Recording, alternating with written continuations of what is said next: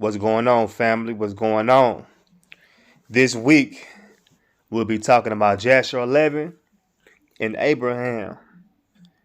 In the book of Jasher, Abraham's story is broken down in more ways than one.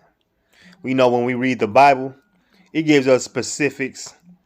They kind of jump around, but they don't really give you the in-depth story of Abraham. We don't learn about the destruction of the idols. We don't learn about the stars in the heavens during the time of Abraham's birth. We don't understand that Terah, Abraham's father, was second in command under Nimrod. All these things must come together for us to have a full understanding of the story. So this video here will be used for the criteria for Friday. As we begin to do our Friday test, all the information in this video will be very helpful if you plan on taking that test. And if you don't feel like taking the test, it's going to be helpful in any way. It's giving you wisdom and knowledge. And you can just use that in the future for your studies. Just to bring everything full circle to get the full entire picture. You get me? All right, so let's get to it, y'all. The book of Jasher, chapter 11. How I'm going to do it, I'll probably just split this screen up in half. And we're just going to breeze through it. Get ready. All right. Jasher 11, verse 1. And Nimrod, son of Cush, was still in the land of Shinar, and he reigned over it and dwelt there. And he built cities in the land of Shinar. And these are the names of the 4 cities which he built. And he called their names after the occurrences that happened to them in the building of the tower. And he called the first Babel, saying, because the Lord there confounded the language of the whole earth. And the name of the second he called Erech, because from there God dispersed them. And the third he called Ekad, or Eked. I'm bad with these names, bear with me. Saying, there was a great battle at that place. And the fourth he called Calneh, because his princes and mighty men were consumed there. And they vexed the Lord. They rebelled and transgressed against him. And when Nimrod had built these cities in the land of Shinar, he placed in them the remainder of his people, his princes and his mighty men that were left in his kingdom. And Nimrod dwelt in Babel, and he there renewed his reign over the rest of his subjects, and he reigned securely. And the subjects and the princes of Nimrod called his name Amraphel, saying that at the tower his princes and men fell through his God's means. Verse 7. And notwithstanding this, Nimrod did not return to the Lord, and he continued in wickedness and teaching wickedness to the sons of men. And Mardon, his son, was worse than his father, and continued to add to the abominations of his father. And he caused the Son of Man to sin. Therefore it is said, from the wicked goeth forth wickedness. So with these verses, we see that Nimrod is still in the land of Shinar. And then he created 4 cities in the land of Shinar.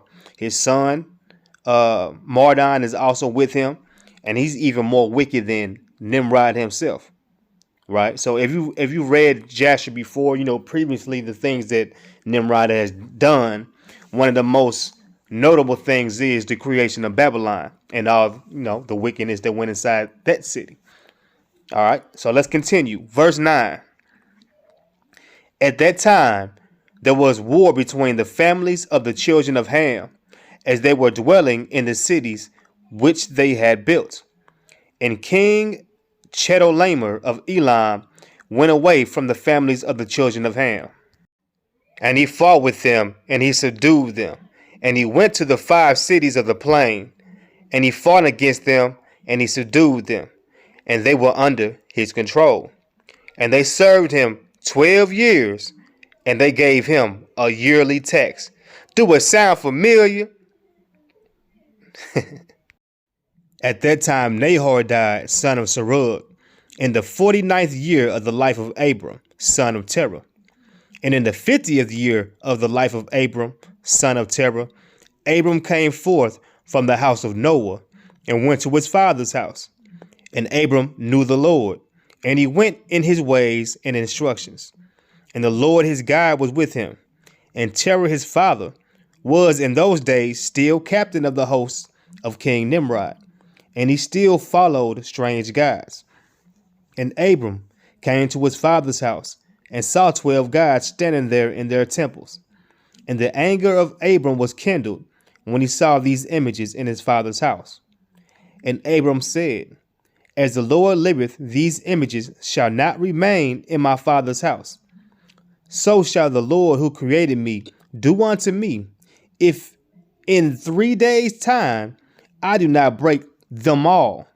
And Abram went from them, and his anger burned within him. Now we see Abram coming from Noah's house. You're not going to learn that just from the Bible. Noah and Shem taught Abram about the Father. And as he made it back to his father's house, the Spirit was with him, right? He saw something different. 18b. And Abram hastened and went from the chamber to his father's outer court. And he found his father sitting in the court, and all his servants with him. And Abram came and sat before him. And Abram asked his father, saying, Father, tell me, where is God who created heaven and earth, and all the sons of men upon earth, and who created thee and me? And Terah answered his son Abram and said, Behold, those who created us are all with us in the house. And Abram said to his father, My Lord, show them to me, I pray thee. And Terah brought Abram into the chamber of the inner court. And Abram saw, and behold, the whole room was full of gods of wood and stone, 12 great images, and others less than they, without number. And Terah said to his son, Behold, these are they which made all thou seest upon earth, and which created me and thee, and all mankind. And Terah bowed down to his gods, and he then went away from them. And Abram his son went away with him.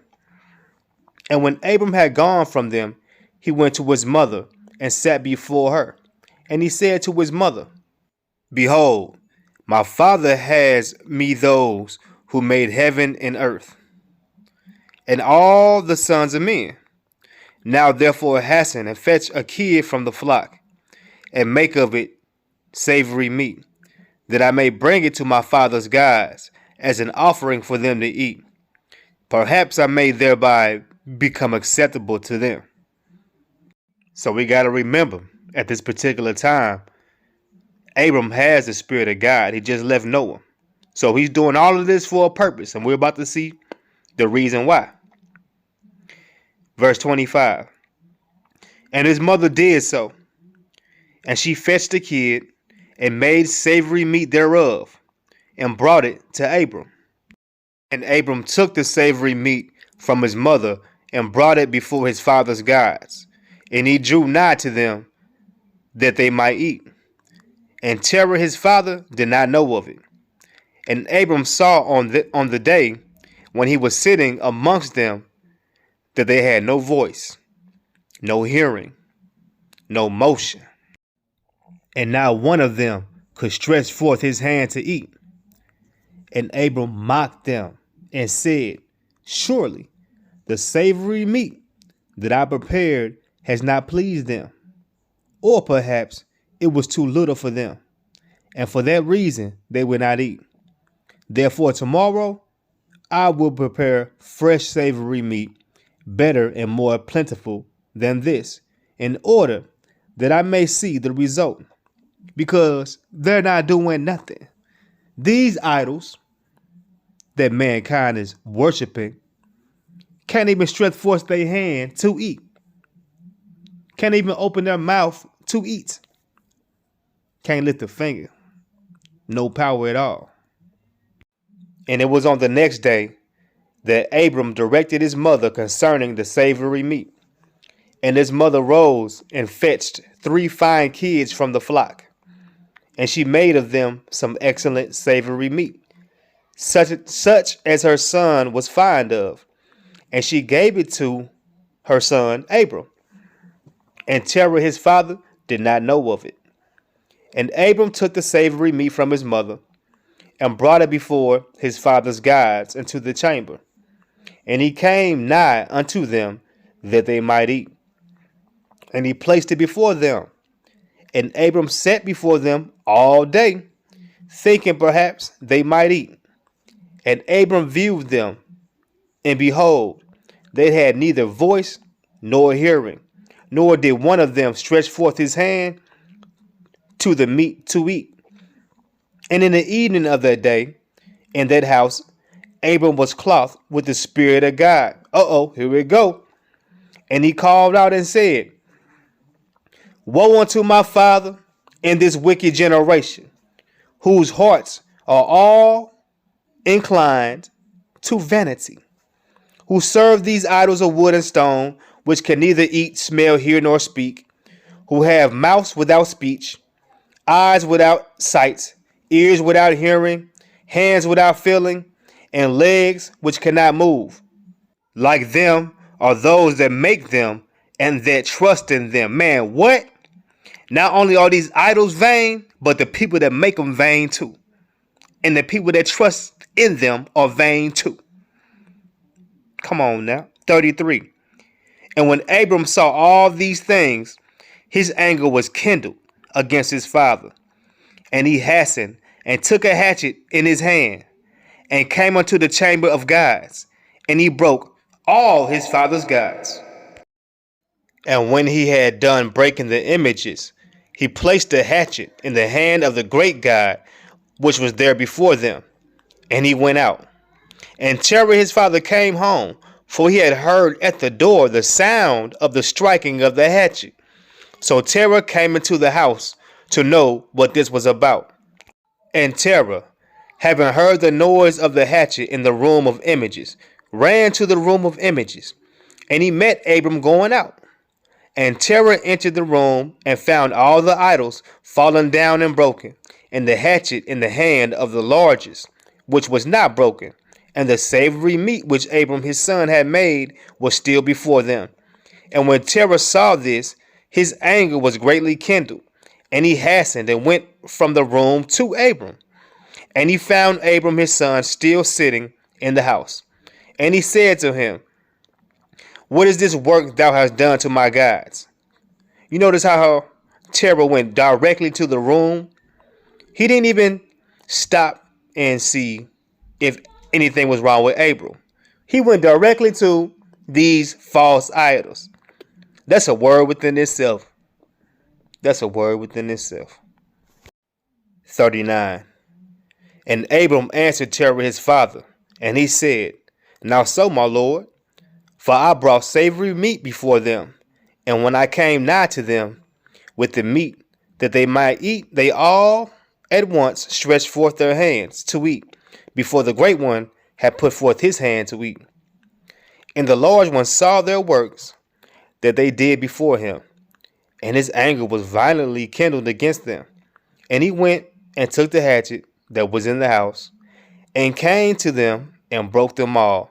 And behold, the hatchet is yet in his hand, as thou seest.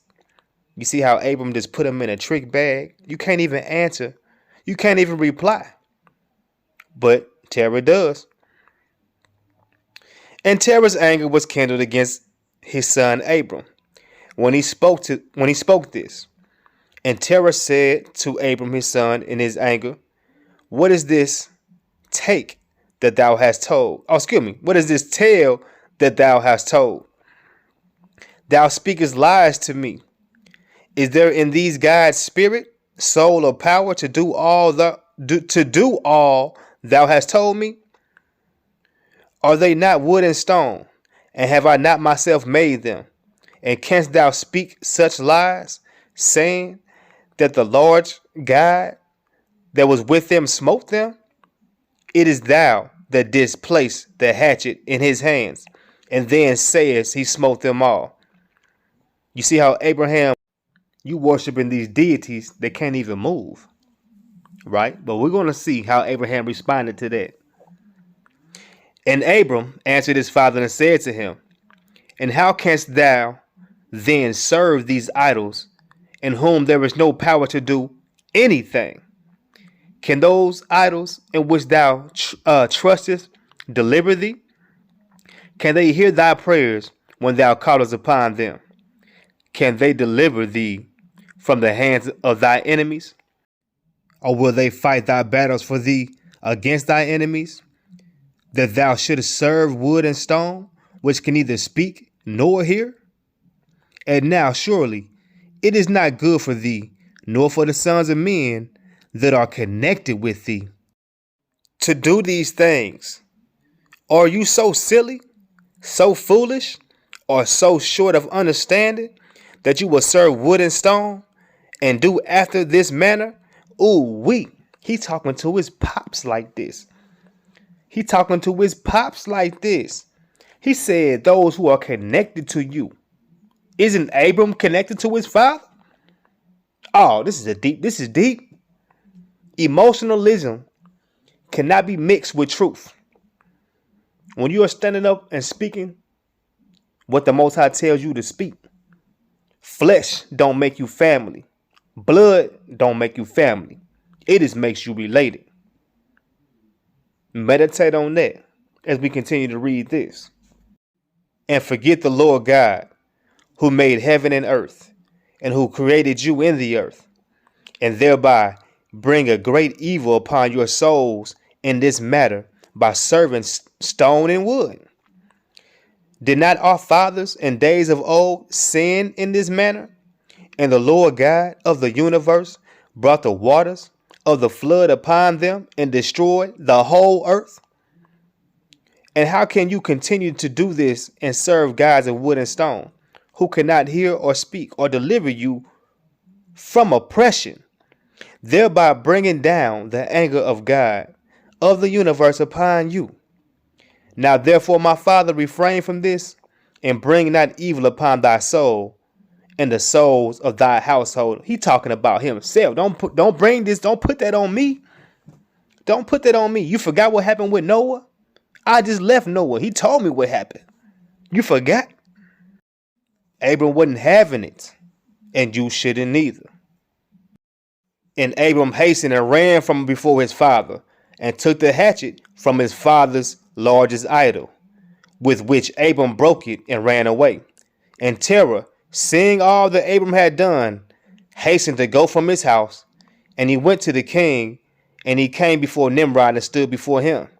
And he bowed down to the king, and the king said, what dost thou want? What you want? I guess second in command don't mean nothing, do it? 51. And he said, I beseech thee, my lord, to hear me now. 50 years back, a child was born to me, and thus has he done to my gods, and thus has he spoken. And now, therefore, my lord and king, send for him, that he might come before thee, and judge him according to the law, that we might be delivered from this evil. And the king sent 3 men of his servants, and they went and brought Abram before the king. Man, Terah turned to YSL Woody, didn't he? Snitching like him up on your own son. I'm sorry, Woody, your name is buzzing right now. I don't mean nothing. I don't mean nothing. But Terah went hard on Abram, didn't he? Crazy. And Nimrod and all his princes and servants were that day sitting before him. And Terah sat also before them. And the king said to Abram, what is this that thou hast done to thy father and to his gods? And Abram answered the king in the words that he spoke to his father. And he said, the large God that was with them in the house did to them what thou hast heard. And the king said to Abram, had they power to speak and eat, and do as thou hast said? And Abram answered the king, saying, And if there be no power in them, why dost thou serve them, and cause the sons of men to err through their follies? Dost thou imagine that they can deliver thee or do anything small or great, that thou shouldest serve them? Huh? You believe in them, right? So why are you questioning me? And why wilt thou not serve the God of the whole universe, who created thee, and in whose power it is to kill and to keep alive? O foolish, simple, and ignorant king, woe unto thee forever. He talking to Nimrod like this, y'all. Nimrod was a G back in the day. Let's continue though. I thought thou wouldst teach thy servants the upright way, but thou hast not done this, but hast filled the whole earth with thy sins, and the sins of thy people who have followed thy ways. Dost thou not know, or hast thou not heard, that this evil which thou doest, our ancestors sinned there in days of old, and the eternal God brought the waters of the flood upon them and destroyed them, and destroyed them all, and also destroyed the whole earth on their account? And wilt thou and thy people rise up now and do like unto this work, in order to bring down the anger of the Lord God of the universe, and to bring evil upon thee and the whole earth? Now therefore put away this evil deed which you and your men do, and serve the God of the universe, as thy soul is in his hands, and then it will be well with thee. See, y'all got to remember, at this time, Nimrod ran the entire planet. He was ruling the earth, all of it. And Abram was talking to him like he was nothing. He was nobody. He was just a man, right? All right, let's continue. 60. And if thy wicked heart will not hearken to my words, to cause thee to forsake thy evil ways, and to serve the eternal God, then wilt thou die in shame in the latter days, thou, thy people, and all who are connected with thee, hearing thy words, are walking in thy evil ways. And when Abram had ceased speaking before the king and princes, Abram lifted up his eyes to the heavens, and he said, The Lord seeth all the wicked, and he will judge them. Yeah, if you don't change your ways, you, your people, and everybody that's connected to you got to go, partner. That's how he talked to him. JASHER 12, verse 1.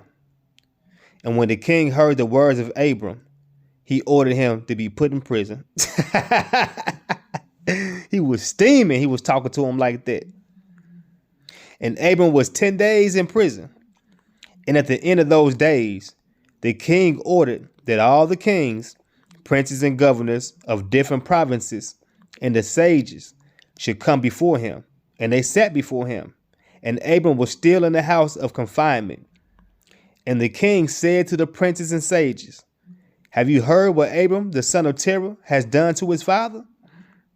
Thus has he done to him, and I ordered him to be brought before me, and thus has he spoken.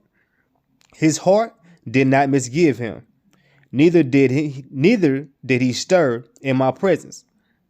And behold, now he is confined in the prison. So this is Nimrod is telling everybody why he locked Abram up. Okay? And therefore, decide what judgment is due to this man who reviled the king, who spoke and did all the things that you heard.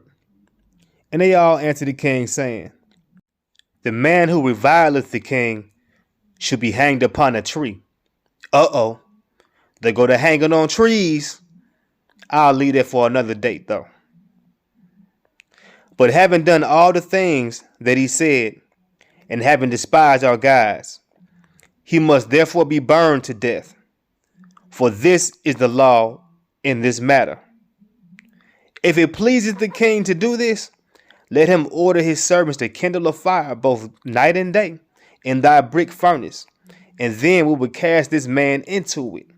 And the king did so, and he commanded his servants that they should prepare a fire for 3 days and 3 nights in the king's furnace, that is in Kasdim. And the king ordered them to take Abram from prison and bring him out to be burned. Oh yeah, they was steaming, they was hot, no pun intended. Abraham was convicting him with the power of the Most High. And he was talking to the king like this, the ruler of the entire world, not just a nation. Nimrod ruled the whole earth, talking to him like he was nothing. And all the king's servants, princes, lords, governors, and judges, and all the inhabitants of the land, about 900,000 men, stood opposite the furnace to see Abram. Almost 1 million people, y'all. And all the women and little ones crowded upon the roofs and towers to see what was going on with Abram. And they all stood together at a distance. Sound familiar? And there was not a man left that did not come on that day to behold the scene. And when Abram had come, the conjurers of the king and the sages saw Abram, and they cried out to the king, saying, Our sovereign Lord, surely this is the man whom we know to have been the child at whose birth the great star swallowed the 4 stars, which we declared to the king now 50 years since. So during the time of Abram's birth, there was a star in the sky that swallowed 4 other stars. Astronomy, y'all. Yes, it's biblical. Verse 10. And behold, now his father has also transgressed thy command, and mocked thee by bringing thee another child, which thou didst kill. And when the king heard their words, he was exceedingly wroth, and he ordered Terah to be brought before him. See what snitching get you? All that telling for nothing. And the king said, Hast thou heard what the conjurers have spoken? Now tell me truly, since you want to talk. How didst thou? And if thou shalt speak truth, thou shalt be acquitted. And seeing that the king's anger was so much kindled, Terah said to the king, My lord and king, thou hast heard the truth, and what the sages have spoken is right. And the king said, How couldst thou do this thing? You trying to get me caught up, bruh? To transgress my orders, and to give me a child that thou didst not beget, and to take value for him. And Terah answered the king, Because my tender feelings were excited for my son at that time. And I took a son of my handmaid, and I brought him to the king. And the king said, Who advised thee to this? Tell me, do not hide aught from me, and then thou shalt not die. Because I'm going to smoke you if you keep lying. And Terah was greatly terrified in the king's presence. And y'all got to remember, Terah was second in command. Second in command. So you know Nimrod wasn't playing with nobody. And he said to the king, It was Haran, my eldest son, who advised me to this. And Haran was in those days that Abram was born 2 and 30 years old. So you got to remember at this time, Abram is 50 years old and Haran is 32 years older than him. So he's 82. All right. Verse 17. But Haran did not advise his father to anything. For Terah said this to the king in order to deliver his soul from the king, and feared greatly. Man, selling his sons up the river, boy. And the king said to Terah, Haran, thy son, who advised thee to this, shall die. Shall die through fire with Abram. For the sentence of death is upon him for having rebelled against the king's desire in doing this thing. And Haran at that time felt inclined to follow the ways of Abram, but he kept it within himself. I think we'll end it there. As you read the rest of Jasher, you'll find this to be a tragic story, yet very beneficial and spirit-led. And you'll begin to understand what Christ means when he says a man's enemies will be those of his own household. But I hope this reading edified you. I hope you learn more about Abram, because he was an extraordinary man. He was a patriarch for a reason. The Most High started with him for a reason. And he doesn't nearly get enough credit as he deserves. So we're going to pick some more apart about him and his life. And I hope y'all enjoyed it. But until next time, be at peace. Take the Most High with you. Walk with the Spirit. Shalom.